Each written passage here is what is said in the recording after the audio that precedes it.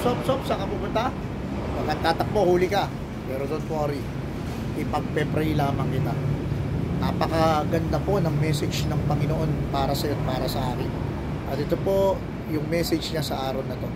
Sabi po ng Panginoon sa Pilipos 4:6, huwag kayong mabalisa tungkol sa anumang bagay.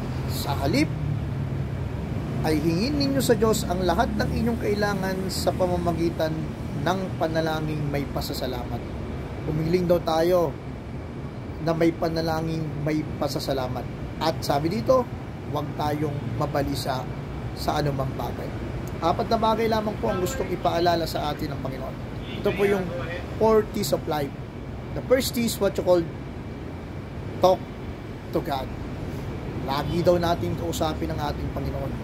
Bago ka makipag-usap sa tao, bago ka makipag-usap kay Marites, makiusap ka muna o makipag-usap ka muna sa Diyos. Pagkagising sa umaga, pray. Prayer is the key that unlocks the power and the blessing of the Lord. The second T is what you call thank God. Lagi natin isipin ang Diyos. Lagi natin siyang isentro sa ating buhay. Lagi natin siyang maging bukang bibig. Lagi natin siyang isipin. Lagi natin siyang alalahanin. At at the end, makita mo na ang Diyos ang siyang kikilos sa buhay mo. Ang Diyos ang kikilos sa pamilya mo. Ang Diyos ang siyang mag-aayos at maggagawa ng daan para sa magandang buhay mo. Ano yung pangatlo? Trust God. Sabi ng Panginoon, huwag tayong mabalisa sa anumang bagay. Kapatid, ipagkatiwala na natin ang lahat. Yung problema mong pinansyal, isurrender mo na yan sa Diyos. Yung problema mo diyan sa asawa mo, isurrender mo na yan sa Diyos.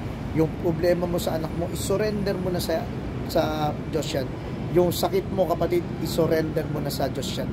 At makikita mo sa bawat pagtitiwala mo, sa bawat pagtrust mo sa Panginoon, kikilos siya sa iyo, maghihimala siya, magpapagaling siya, magpo-provide siya, patuloy siya magpapatawad, at higit sa lahat, patuloy ka niyang sasamahan.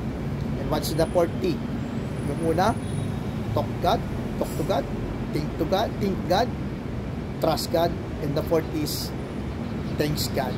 Ito yung pinakamagandang gagawin natin. Ang patuloy na magpasalamat sa biyaya ng buhay. Ang patuloy na magpasalamat sa biyaya ng pamilya, ng hanap buhay, ng karir, o anumang bagay na ipinagkakaloob sa atin. At ito po ang pinakamagandang gagawin natin. At sabi dito, sa halip, hingin ninyo sa Diyos ang lahat ng inyong kailangan sa pamamagitan ng panalangin may pasasalamat. Hilingin na daw natin ang lahat ng bagay. Hilingin natin ito sa pamamagitan ng panalangin may pagpapasalamat.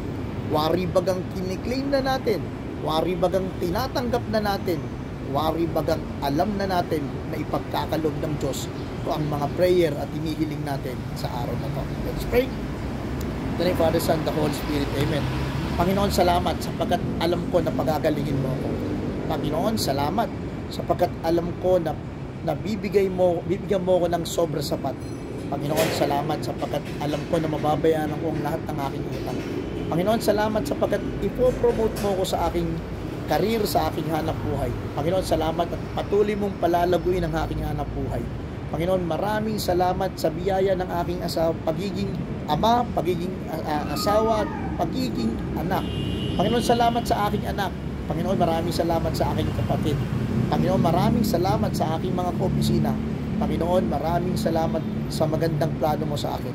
Panginoon, maraming salamat sa paggamit mo sa akin.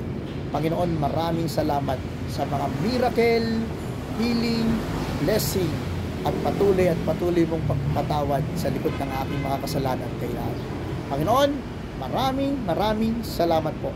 Sinusuko ko na ang lahat ng ito na may pasasalamat sa matamis na pangalan ni Jesus, aming Panginoon. Amen. Kapatid, mapalad ka sapagkat nahuli ka ni Kristo. Bye-bye!